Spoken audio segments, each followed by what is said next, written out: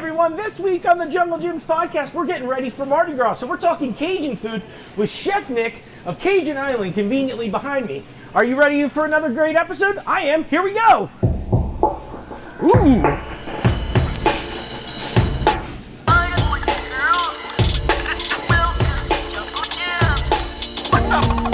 What's up, banana bunch? Bunch?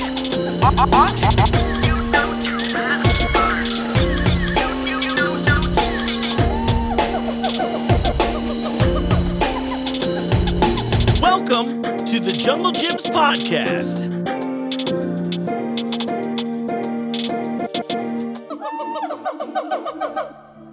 What's up, Banana Bunch? Mark here with another episode of the Jungle Gyms podcast, baby. I got another juicy one for you. It's Mardi Gras time, so we are joined by Nick of Nico's Cajun Island to talk about some Cajun cuisine and his sauces that we conveniently carry here in the jungle. But you know what? You know that's not all. However, before we get into the show, this is the part of the show where I ask you to hit me with a juicy review over on Apple Podcasts and Spotify. Reviews are huge for us, and I want to be the biggest show of all time, but I need your help. So I want to break 100 reviews very soon. Let's do it by the end of March. And guess what? We're not even 20 away from that goal. It's really easy. It's very simple for all of us. Okay, moving on. So I love getting to meet all of our shoppers, and I've teamed up with some of the door greeters here, like Tammy and Patty, to alert me anytime that they meet someone that's traveled a great distance to come to Jungle Gyms. So it was Tammy this time. She comes hobbling over to me as she's in the midst of some physical therapy right now, and I'm editing. So I take a look up from editing, and I see these crutches flailing in my window over here to get my attention. So I run out, and she's got a group of guests with her, and I want you to meet them. All the way from sunny Peru. Actually, technically, I'm right outside of Cusco right now. First off, welcome to Jungle Gyms. Thank you so much. What's your name? Tell me a little bit about yourself. Well, my name is Angeline Kiplinger. I am originally from Peru, but I live in Fairfield Township. Oh. And this is our favorite store to shop because we can find a lot of ingredients from Peru. So you guys are lifesavers for that. Well, I love hearing that too. And you've brought some family in as well. Yes, they are visiting. My niece Romy and her husband Marco.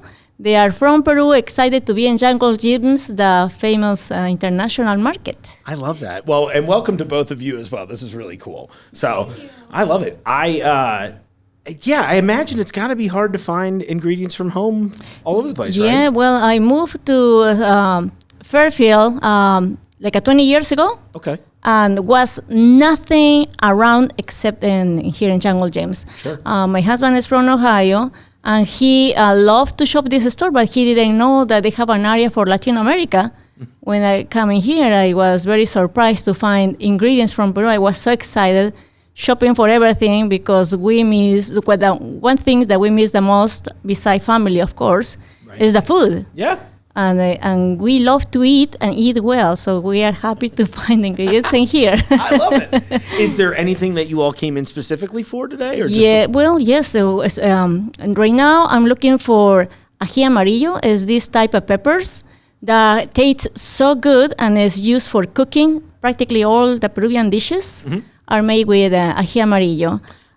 So funny you mentioned that. I had a chef in 2 weeks ago, and we made an appetizer together, and I've never heard of those peppers in my entire life until 2 weeks ago when he used that in a recipe. Yeah. And now I'm hearing it again. It's very funny. I'm sorry, I didn't mean to cut you off. I was just very excited. No problem. No, because what happened is Peru is in the top 10 best culinary destination. Well, it's the first culinary destination in the world, and 2 of the best restaurants in the world are from Peru. Oh wow! I think it's the 5th and the 10th. Level from this event that take place in England. And so we are very proud of the Peruvian cuisine, and it's one of the best in South America. That's amazing. Yes. I'd like to try. Is there something that you would recommend to somebody who is unfamiliar with Peruvian food that I should be, that's really about me? What should I try? Okay. Well, if you travel to big cities, like, for example, Florida states, like Florida and Miami specifically, if you go near the state of New York or New Jersey and California, you will find a lot of Peruvian restaurants. Okay. So if you are lucky to find a good one, the best thing to try right now that is not too different flavor will be lomo saltado. It's a salted beef, Okay. like a lomo fino, filet mignon. Okay. Filet mignon with onions and peppers, and have a little bit of ají amarillo, a little bit of soy sauce. Okay. And it's very tasty and it's served with fried potatoes and rice. Sounds great to me. Yep, but the reason why Peruvian food is so good is because it's a fusion of different countries.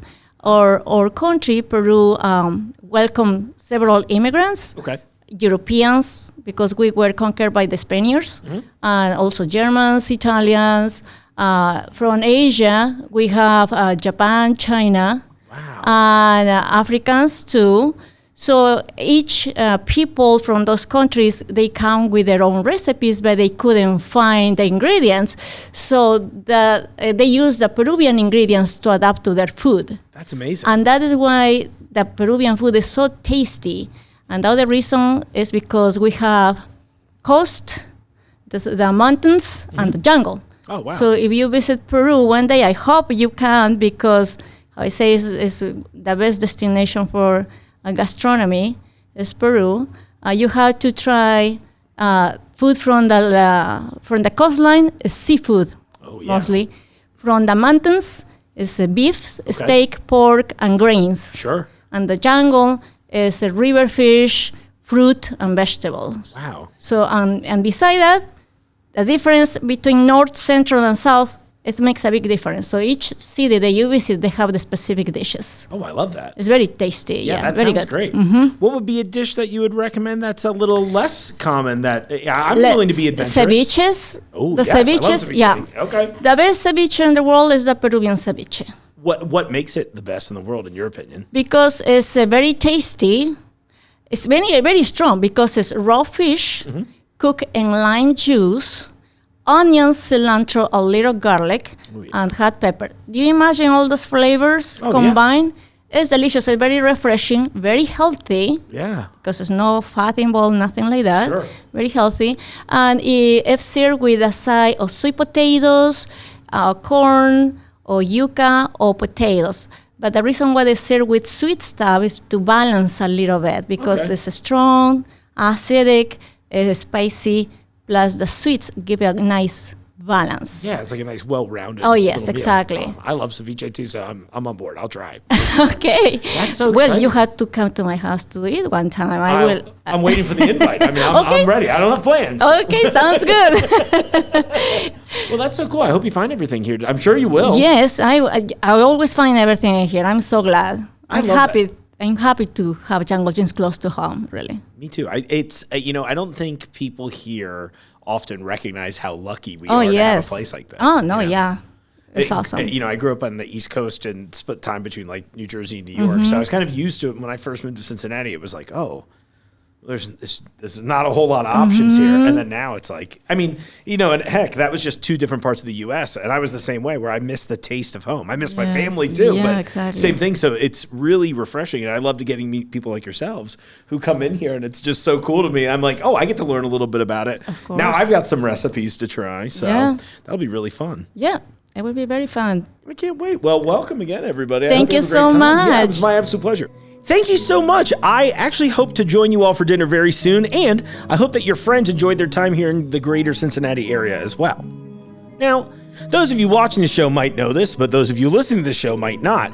You may have heard recently that we're moving into creating more video content here on the show, and that's awesome. So, as we work out our best formats, you'll notice that we'll be posting more clips to social media as well as our YouTube page. So, I'd recommend that if you want to see the action like you're about to hear in this next clip, check out the show over there as well. Subscribe to us on YouTube and all that good stuff. Now, I do want to warn you, however, that some of our upcoming content was produced prior to us getting all of these cameras. So we will have some segments that don't have video yet, but big ones like the one you're about to listen to will absolutely have it. So anyway, I had Jim from International come join me again, and you'll likely hear from him at least once a month on the show whenever we switch our Discovery section. Now, if you didn't hear me chat about this at length on last week's episode, and yes, that's a hint that you should go and download and listen to last week's episode first, Discoveries is a really cool section at both of our stores where we showcase some of our favorite products based around a theme. Now, it's usually a particular country or an event, and this month is Cajun food since Mardi Gras is this week. Jim was kind enough to bring in Chef Nick of Nico's Cajun Island, which is just outside of Columbus, Ohio, and we got to eat a bunch of his delicious food. So let's talk Cajun and International with Nick and Jim, shall we? And today, as you can see, this is part of my Mardi Gras special, and we're doing a whole Cajun section. So I brought back returning guest, Jim. Thank you so much, Jim, for making this happen. Sure, my pleasure. Yeah, my pleasure. Are you kidding me? I see all the food on the table, and hopefully for those of you watching the YouTube version of the show, you're going to really enjoy this. But more importantly, the guest of the hour today, Nick from Nico's Cajun Island Cafe. How you doing today, Nick? Oh, pretty good. I'm really glad to be here today. We bought some chow here for everybody to sample. We got some etouffee, or we call it also crawdad gumbo. We have some blackened chicken with our famous bourbon sauce with whiskey and amaretto in it, some red beans and rice, and we also bought some gator gumbo. I am so excited about this. So should we just start with a little sampling first? You think that's a good idea to start with? I Let's think that's taste a great it. idea. Yeah. I'm Okay. hungry. So I'm actually going to take my mask off because, well, I thought this was a funny idea at first. It's already incredibly impractical. All right. So I'm going crawfish etouffee first, baby. I've already started on my gator. So Oh, my gosh. Instant little bite of heaven here. Yeah, Got that crawfish, man, it's really awesome stuff.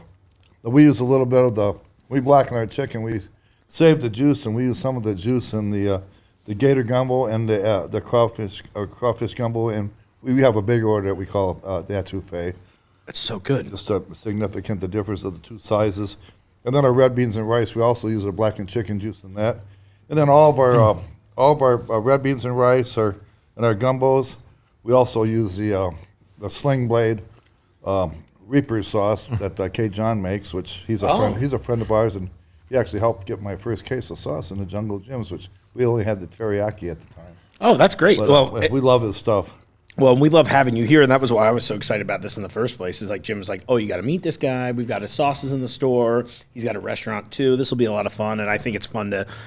I don't know a ton about Cajun food outside of that. I enjoy it, but I don't know a ton. So my first question to you would be, how did you get into this? Like, Well, I grew up on a farm in Wisconsin, and basically our Sundays in Wisconsin were rigatoni with a bolognese and the Green Bay Packers, and my mom had about 5 things she could make. Go She could Packers. make hot dogs, she'd burn them every time, but I did learn a lot from her. And I decided I was going to go in the Army and be a cook like my grandpa. Well, I went down to the Army, and they said, "You got to be 18." I said, "All right." So everybody else was close, so I went to the Marines, and they gave me a naivety test. Okay. And I got all the questions wrong, and they gave me the answers, and I got them all right. It was a miracle. So next thing you know, I'm in boot camp in San Diego.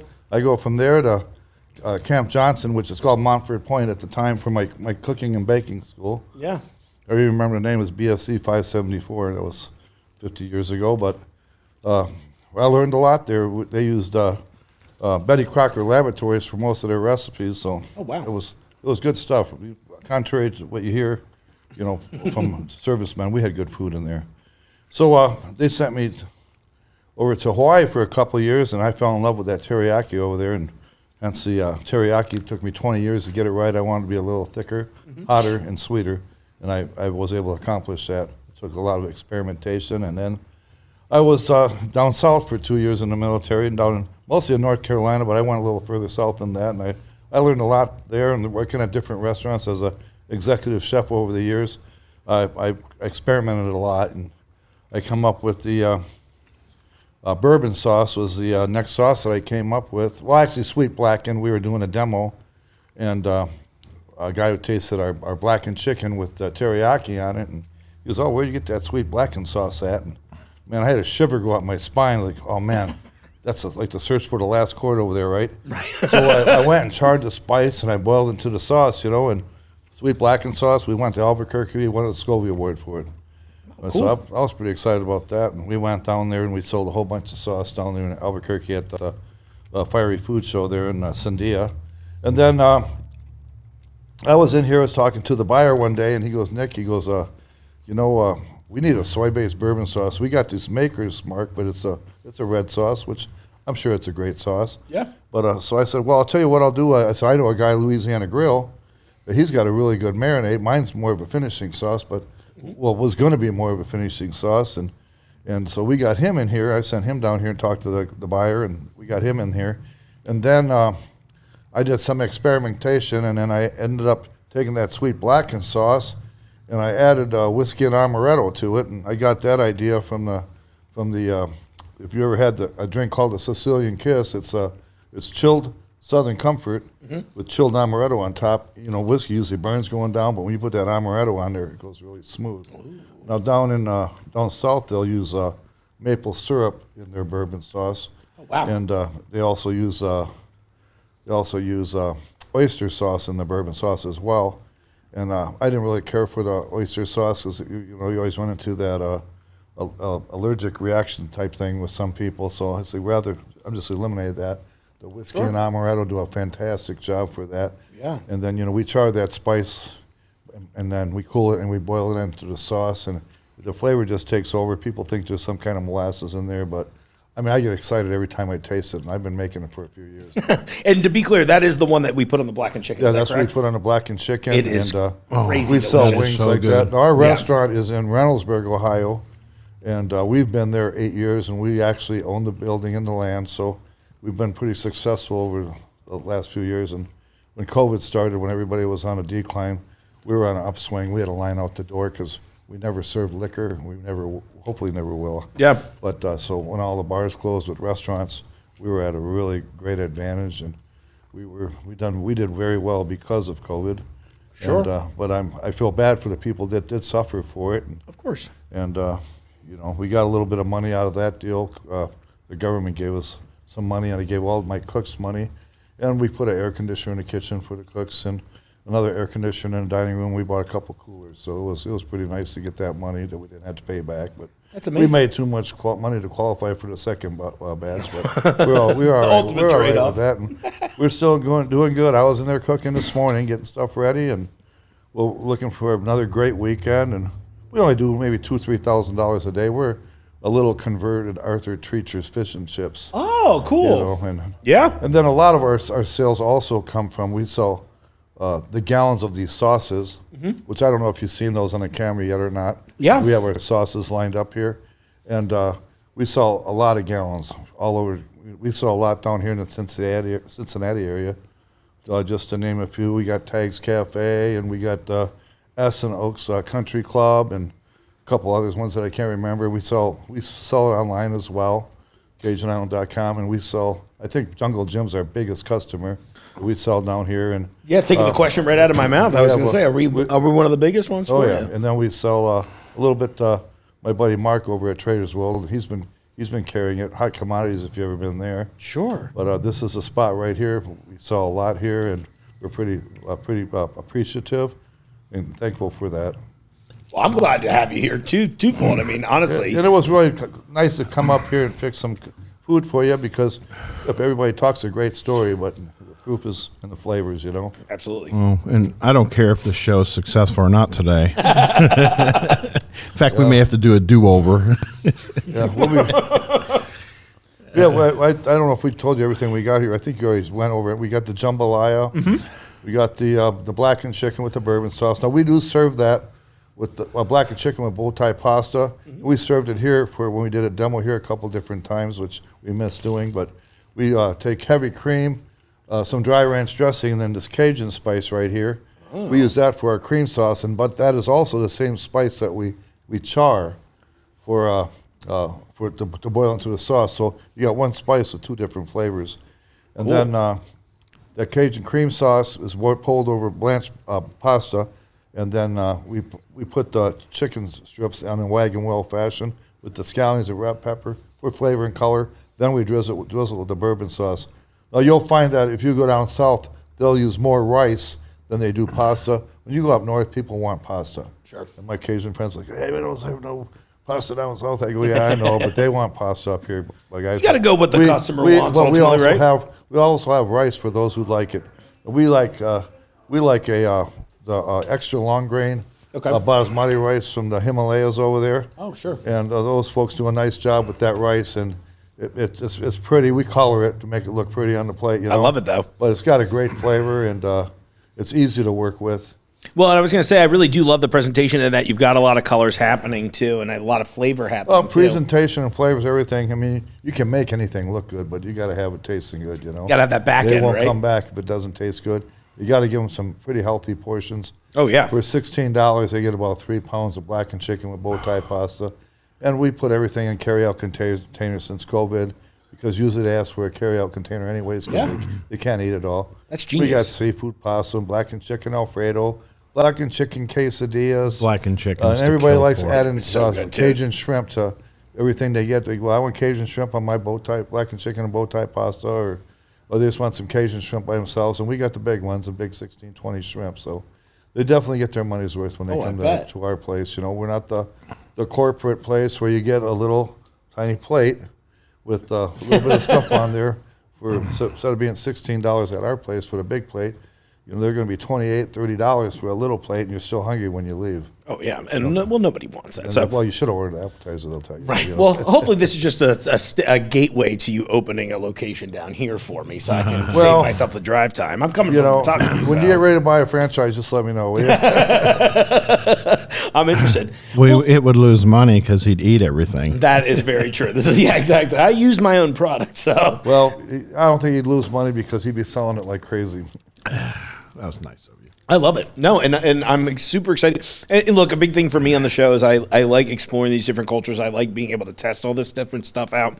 And one of the things I was thinking about a bunch, because I've eaten a good amount. You know, I spent a good amount of time in New Orleans. I've eaten a bunch of Cajun food, but I kind of lack the skill to maybe explain some of the stuff. So one of the questions I had up front was like, what are some of the main spices or food components to making, you know, most Cajun dishes? Well, the biggest one it's celery, pepper, and onion, which they call the Holy Trinity. Okay. You know, and I love it. That's the biggest one there. And then roux. They like a dark roux. Okay. When I make a roux for my gator gumbo and my etouffee, I make a dark roux. I just use butter. I just melt the butter. I don't draw it out or anything. I just melt the butter. When it gets melted, I put my flour in there. I get it up on high. And when it starts smelling like popcorn, not burnt popcorn, you don't want that, but when it smells like a good popcorn flavor, a healthy popcorn, a slight caramelization.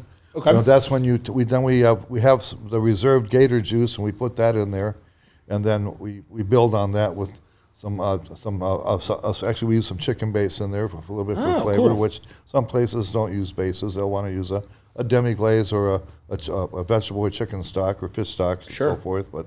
We cheat a little bit on that one. It's okay. That's all right. It works, but down in New Orleans, they like having those boils. They got the corn on the cob, the red skip potatoes, their crawfish. The crawfish boils are big, and they call them mud bugs, and we call them crawfish up here because people up here a lot of people don't know what mud bugs are. You know, right. So we kind of go with how people think around here, you know. It's like, I think that's a smart idea. When you're in Italy, you do as the Italians do. You know what I'm saying? That type of thing, right? You just conform and maximize on making them folks happy. Oh, sure. This is all delicious. I'm sitting here torn between how much do I keep eating. And I also learned a lot from Mr. Paul Prudhomme and Justin Wilson, which I don't worship them, but pretty close to it. You know, I mean, They're on the list. yeah. You know, Paul Perdomo is such a wonderful person, and Some of the gave- best food I've ever he gave had. a lot of Ooh. recipes out back in the '80s, and you know, a lot of the people up north wanted to, you know, they say, oh, you need to take this out and that out. They wanted to take the salt out. Well, you know, a lot of people say it's too salty. I go, well, then don't buy it. You know, we don't listen to one person. We listen to the other 99 that aren't saying anything, Right. or that are complimenting us. And I think that a lot of people fall short on. They listen to the wrong people. They don't think it out enough. Interesting. You know, I mean, if you take one of the top burger joints in the world, their burgers are very salty, and you know, salt sells. You know, Oh, sure, absolutely. some people are called the salt of the earth. You know, because they make the world a good place. You know, Right, absolutely, yeah. and I think salt is important. It's like salt. It's whatever it is, salt, fat, heat, a little sweet, Cayenne maybe pepper. too. You know, when we make our spice, we make our spice in a 45-gallon drum. It's actually a big ribbon blender, and we just throw. It's a lot of paprika, oregano, thyme, granulated garlic, granulated onion, black pepper, cayenne pepper, white pepper, and salt. And a lot of salt. It's probably almost half salt. And you know, there's some other products out there like Slap Your Mama. That's highly salty, but it's got heat, and it's a good seller. You know, it's a real good seller. Our Cajun spice, it's available here, and it's not as salty as some of the other ones, but it's got a decent amount of salt in it. Yeah, it's like good, but I don't feel like anything I've tasted so far has been like overpowering with saltiness. I mean, I It's feel like not your flavor overpowering. really It mellows out.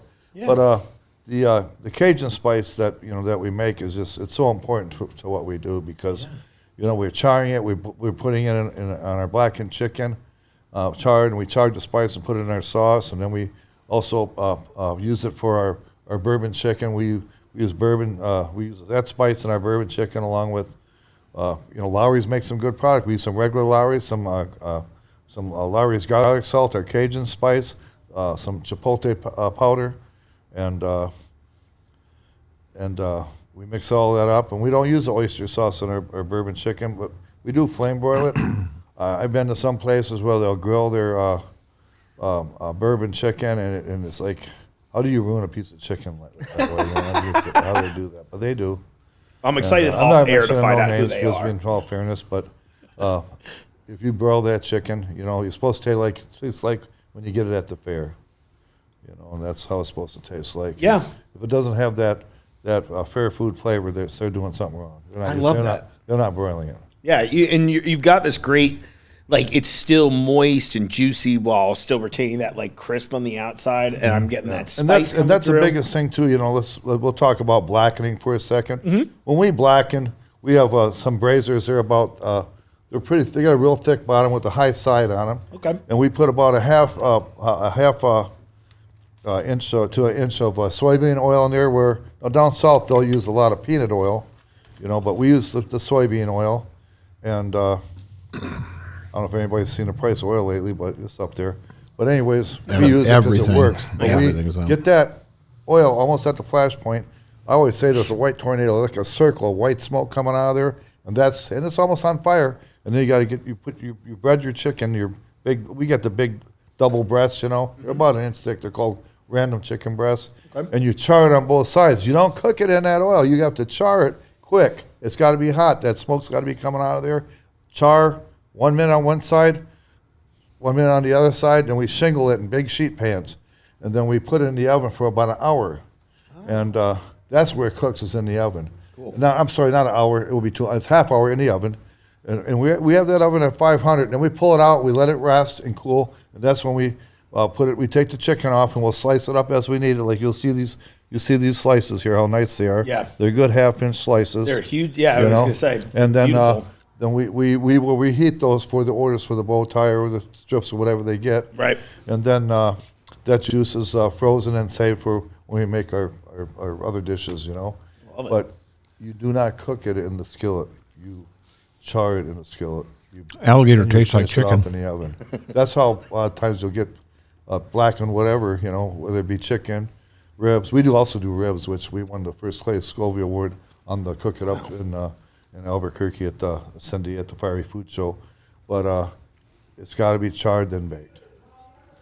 Well, let's talk a little bit about some of your accolades too. Here, I mean, obviously, I see a Weekend of Fire one from one of our old.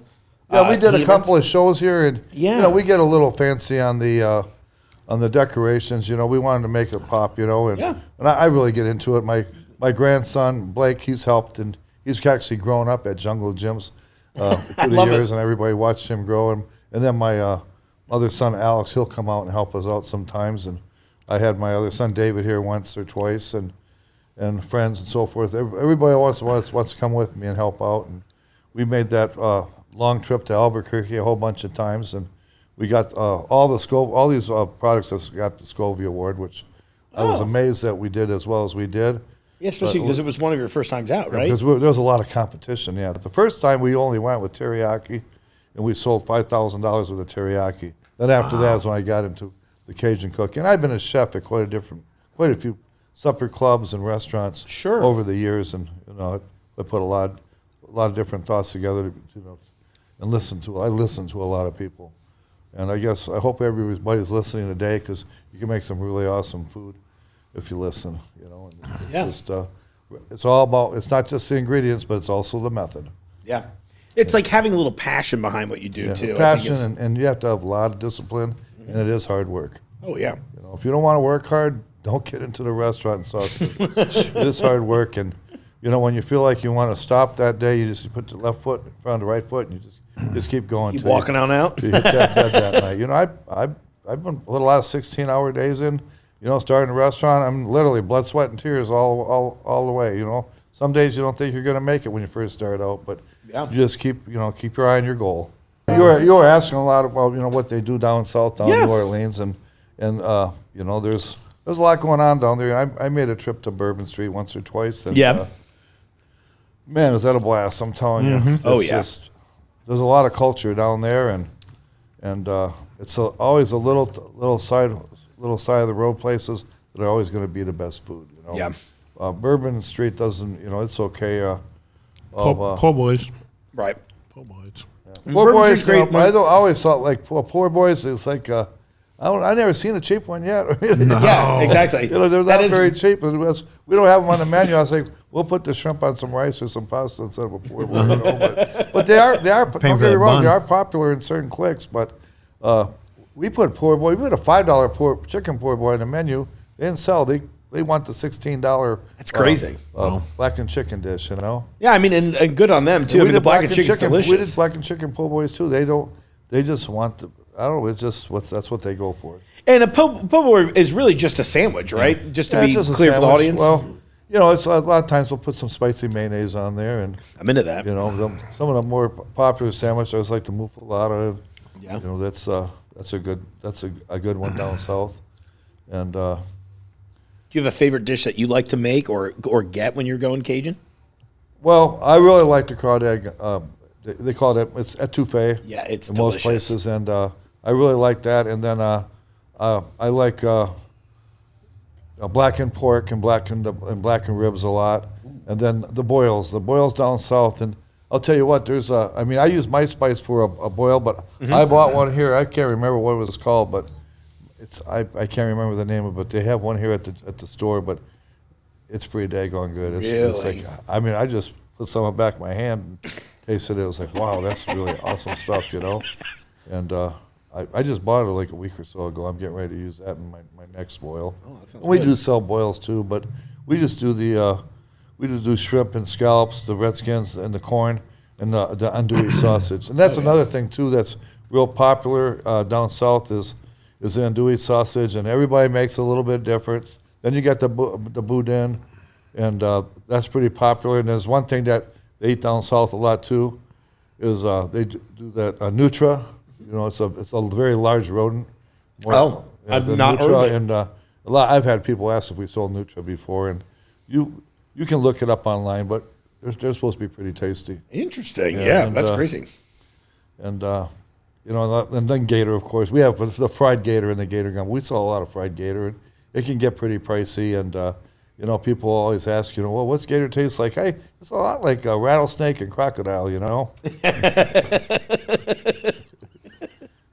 That's good. I'm sure everybody's an expert on that. And so. people always say when I was doing food shows, I was doing blackened chicken. They go, is that gator? I go, if anybody tells you that's gator, it's a crock, you know. Yeah, right. But we have a lot of fun at food shows, and we really enjoy the ones here. And we did the IX Center, and we had Guy Fieri come to our booth, and he bought our bourbon sauce and our spice. And I love that. All the way from Flavortown. Yeah, we were. I actually thought they were going to call Columbus Flavortown for a while when all the rigmarole was going on. That's right. I forgot about that. And, in hindsight, I kind of wish they did, because it's really a lot of things that started out in Columbus. You know, even Wendy's. You know, Dave Thomas. Dublin, Ohio. Dave Thomas used to come to one of the restaurants I was the executive chef at. Oh, no kidding. And he had his outings there, his golf outings there. Actually, not a restaurant, but a country club. Yeah. But Dave was a really good guy too. I love hearing that too. And when you got the McDonald's brothers are kind of famous people in KFC, and I don't know, there was a little rigmarole with the McDonald's thing, but at the end of life, the McDonald's brothers pretty much came up with the stuff. Somebody else just orchestrated the. Yeah, Ray Kroc came over and so made it what it is now. It's crazy. Yeah, and all that money is going to charity. It's all going to charity. I watched that film about 10 times. The Founder. Yeah. If anybody's in food service, they need to watch that. They need to, hear the history of the Colonel and get Dave's book. I mean, those important books to read. And then the other one that's kind of a little more technical is it's called The Reputation of the Cooking, which in French is Le Repertoire de la Cuisine. Mm-hmm. It's a big, thick paperback book, and it's got a lot of people will call that the root of cooking. And the Acadians actually do come from France. But the Acadian part of France. And by the way, for the audience, I just looked this up while I was doing some of my research this week. The Acadians are what we now would know as like the Cajun people, correct? That's correct. They got, I might be a little off on what I'm saying, but they came to Newfoundland and Nova Scotia, and they kind of got ran off out of there, and next thing you know, they ended up in floodland down in New Orleans, and they made it happen down there, and now they're famous everywhere in the world, You love it. People say Cajun food, people get hungry. Any Cajun place opens up, they're going to get busy. Just like the Mexican restaurants, they open them up, they're busy. Oh yeah, true. They get busy. People love that kind. They love the different cultures. They want culture in their life. And so that's what they want to spend their money on. I think that's what's been so fun for me of being here at Jungle Gyms too. Is that really it's an interesting. Like I don't want to say I felt like the odd person out. That was like the only. For a long time, I felt in my life I was one of the few people I knew that were really interested in like other cuisines. And now seeing it, I'm like, oh, I was so wrong. And everybody really when I come loves down it, here to deliver sauce, I leave with carts full of exotic juices, exotic pop, and I resell them at my restaurant. He is a great customer for us. Oh, I appreciate that too. You never know what you're going to find down here. It's always something new. I bought so many utensils and knives and giant spatulas, giant knives. You never know what you're going to find. I've seen the biggest watermelon in my life down here. Oh, yeah. You never know. And they had a full-size gator on ice in the display case, and you could buy a piece of that gator.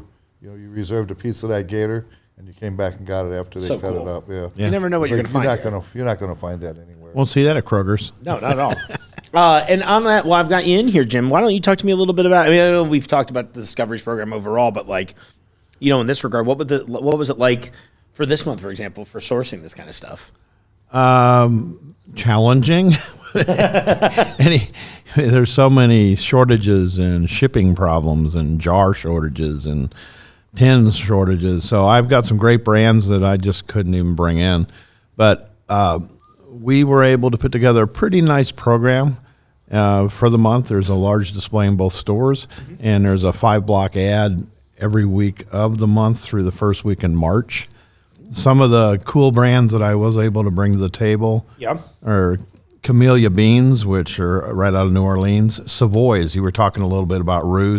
Yeah. I dare you to go look for roux in another store. I bought that Savoy roux already. that is the premier roux out of New Orleans. So the Savoy line. Panola, which is an all-time favorite. And then here's one of the big guns out there right now. And the question is, how do you pronounce Tony Chachere's? Yeah. Well, it's all over the place, but The best of my knowledge, it's I Sachery. call it Tony Krakos. Yeah. You got when you go on the internet and ask that question, it'll give you 5 different pronunciations. Yeah, you're like Tony C, Mr. C. Tony C's, yeah. I've sold it for like 40 years, and I used to call it Sacheries. Now I'm told it's just S-A, Sacheries. Sachery. But we've got the full line of Tony Sacheries, and of course, my favorite sauce of all, Cajun Island, Nick's product line. Chef Paul Perdome's is out there with the full line. Just an my hero. unbelievable restaurant. Oh, my yeah. God, that's I've been there. I had the rabbit. He's And- the Commander's Palace, right? Wasn't that the name of his place? Or am I thinking of a different restaurant down there? Oh gosh, I don't remember, but I remember it was the best filet mignon I ever had. Every time I went down there, it was just one of the things they use is they use like a stock pot. I was asking the waiter how the heck they made that steak so good, and they pour the stock right over top of the filet mignon. So they have a large stock pot, and a lot of the That sounds awesome. I came out of the restaurant industry, believe it or not, and a lot of the good chefs always had some type of a roux pot and a stock pot. They never threw this thing away. It was always back in the kitchen. We've got the Zapp's line of chips. Let me jump in real fast. I got to give a shout out to my friend and incredibly talented artist, Carrie Newton. And you can follow her on Instagram, all this stuff at Carrie Newton. Like right before I started here, Yeah. I got a call from her. And, she and I had bonded over not just her art, but we're both food people too. And she's just like, hey, Mark, have you ever had voodoo chips? And I was just like, no, I've never even heard of these. And then she ended up mailing me this huge box of all kinds of voodoo chip flavors. And I was just like, whoa. And then I realized at some point, I was like, I think I've seen Zapp's in New Orleans before. I didn't realize, but not here. And then, of course, I start work. And one of the first things I ever did here was run across those. I was like, Carrie, we carry them at work in huge quantities. There's all kinds of flavors. And to describe the voodoo flavor is my personal favorite. Yeah. It's almost like a barbecue mixed with vinegar. One of the most amazing chips ever. I'm sorry. So you continue. that's I just cool. was incredibly excited about that part. And a very amazing history with Zapp's. They actually were destroyed by the storms many years ago. Whoa. That hit New Orleans, and they rebirthed in Pennsylvania, so they're actually not out of New Orleans, but it's the same recipes.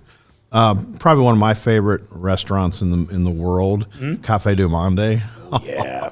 Donuts and coffee along the river there. I mean, wow. Beignets. Oh, yeah. Yeah, Famous beignets. beignets. Yeah, if you want to, you can't get beignets here. We can go make They sell them the mix. They sell. I was just gonna say, yeah, it's amazing to me because there is something magical about going and have a little cup of coffee there, right in the French Quarter, get the beignet in there. But it's hard to get that experience in Cincinnati or if just outside of New Orleans. You got to watch the video while they make the beignets. It's amazing. Oh, the place is incredible. So cool. I have to digress. Please. Food show, couple of us, me included, in a nice dark suit, walking the food show down there, and we go for breakfast. I want to see Jim in a suit, by the way. Yeah, you won't. I'm too fat. I'm too fat to get in any of them. But we're all sitting at the restaurant. And it's outside and windy, and they bring a big plate of the beignets, and the powdered sugar is just blowing through the wind all over. Oh, yeah. us. All of a sudden, we have sparkled black suits. So it's a great, Looks like Tony Montana's house out here. Like that, the coffee, the brand line of coffee. Oh, yeah, I do, and the coffee is phenomenal. We sell, yeah. With chicory in it. yeah, we sell tons of it now. And I got to say, as somebody who's been shopping for that coffee for the last 20 years, probably 10 years, we always tend to, and I'm sorry to say this out loud, and I can edit it if you choose to after the fact, but we always have a way better price on it than anyone else. Oh, we buy it massively. We buy pallets of it. Yeah. So most stores don't buy the way we buy And things. it's also used a lot in Vietnamese coffee, if I'm not mistaken, right? Huge in the Vietnamese culture. You have to go back in history to a couple things. First of all, the French had a major influence on the Vietnamese culture, and when the Vietnamese came into the country, a lot of them came into the port of New Orleans. So you had like a double culture exposure there. It's actually really cool. Yeah, so I mean, because that's the French area down in that area for the U.S. But so when you're down there, there's a real cross section there of Cajun foods that sell to the Vietnamese community. It's kind of and that's all through the different cultures. They're also known for that spicy cinnamon. Yeah. I have a cheater line I'll call Blue Runner, which is stuff's all made up in a can, but it actually sells very well. And if you don't want to go through the kind of work that Nick just did, you just pop the can open, you can eat it. Little cheat code. I'm into that. A little cheat code. Cajun Power is another authentic line out of New Orleans. Is that the garlic sauce? They for have example? that is their number one. Is the talk It's so about a good. sleeper? It's a total sleeper. Yeah. But they make about 30 items, including a lot of meals, all made up in a jar. So you can have your chicken stew already in a jar coming out of New Orleans. Nick mentioned Slap Your Mama. That's the Walker and Sons company. We got a full line from Slap Your Mama, the seasonings and the box mixes and everything else. Louisiana entrees is another huge feature we've got out there. Mama Papal's, which is basically mostly candies coming out of New Orleans. Oh, I don't think I've tried any of the candies actually. And So. Aunt Sally's, which is basically all candy. Mama Papal's got a full line of box mixes and seasonings and sauces too. The Aunt Sally's is got the pralines, which they're famous for. You guys get the King Pop, King Soda? The King Cake soda? The King Cake mix is out there. yeah. And it's been hard to get. This year I was able to get my hands on some. Some You got years. some of that King Cake soda, Yeah. It's pretty tasty.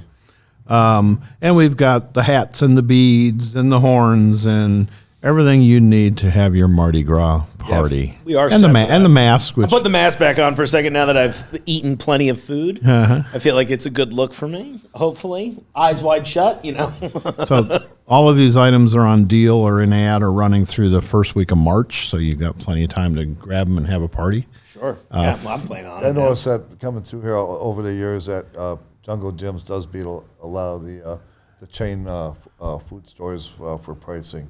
It just We like to not hear the that. price gouger, that's for sure. He's making a minimal amount, but he does a lot of business. Mm-hmm. It's just absolutely incredible. Well, I love hearing that, too. It's always exciting when other people are excited about having their product in here. Sorry, I know I look crazy having this conversation.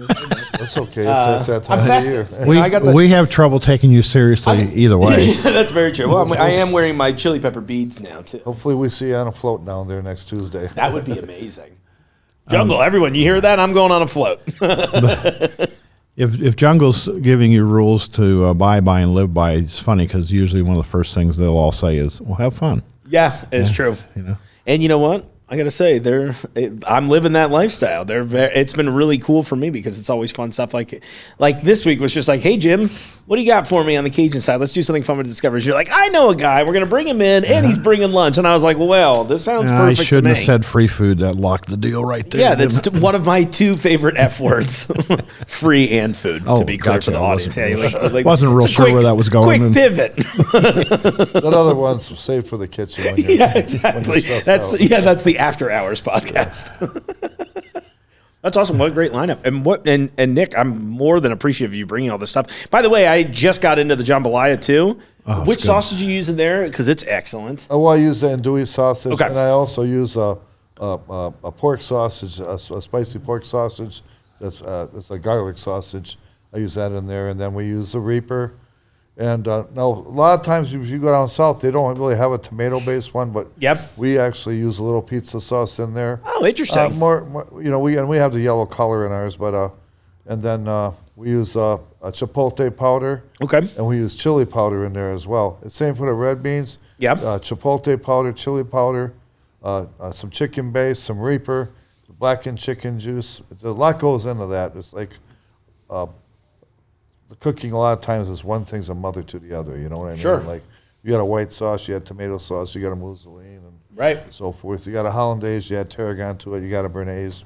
You take our teriyaki, you add some charred spice, you got a sweet black, and you add some allspice and cinnamon and some more hot peppers, and you got jazzy jerk sauce. Ooh, yeah. Take the sweet black, and you add the whiskey and the amaretto, and you got black and bourbon sauce. I love it. One's a mother to the other. It's just. It's a family affair. I worked at a restaurant, and we would always have they would never serve the ends of the bread, but they would save them, and they use that ends of the bread to make their the ciabatta bread to make their breading for their chicken parm and their veal parm. Oh, and then they perfect. would take that breading and put it into their meatballs, and then the meatball juice would go into the pot for for the bolognese and the Nothing went for to the bolognese waste. sauce. And, Yeah, right. it's Coming out of the that- restaurant you have to have business, that juice. in there. Nothing went to waste. That juice is important, man. It's got to one's a mother to the other. Like It's where all the I was saying. flavor comes from. You gotta yeah. keep it in the family. I'm into it. Yeah, That's amazing. you have to have one thing to make the other, and I worked some pretty fine Italian places. I was the chef at the Riviera up there in Columbus for a while. Oh, wow. Awesome. I put up one heck of a display.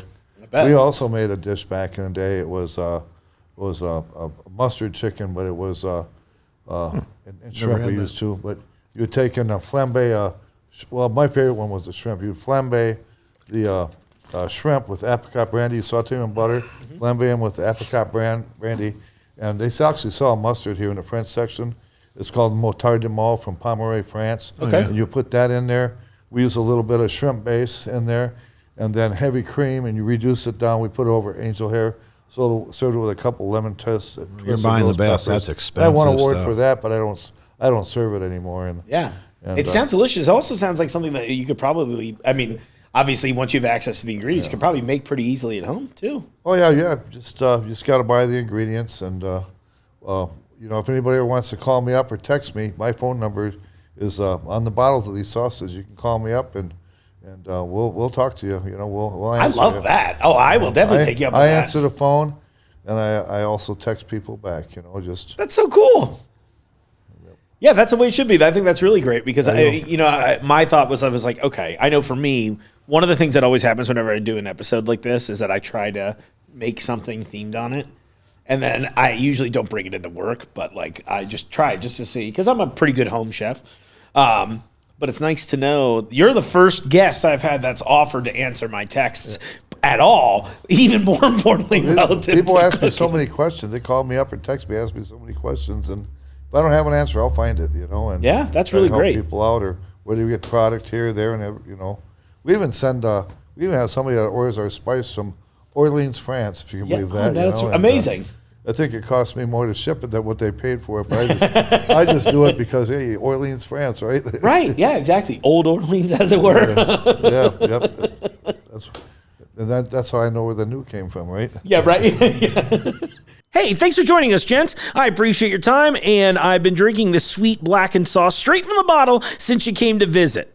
Now, if this sounds delicious to you listening, come on by, come see me here at the WJJI studio, and maybe more importantly, grab a bottle of Chef Nick's sauces from us here at the Jungle. All right, everyone, another episode in the bank, baby! Great news! All right, coming up on the show, we've got some fun stuff for you. We got a fun chat from a new set of eyes in international produce. We've got a condiments episode featuring the Mustard Man and a brand new hot sauce we're launching soon from Tannenbaum Foods. We've got tales from Italy and all kinds of fun information there and so much more.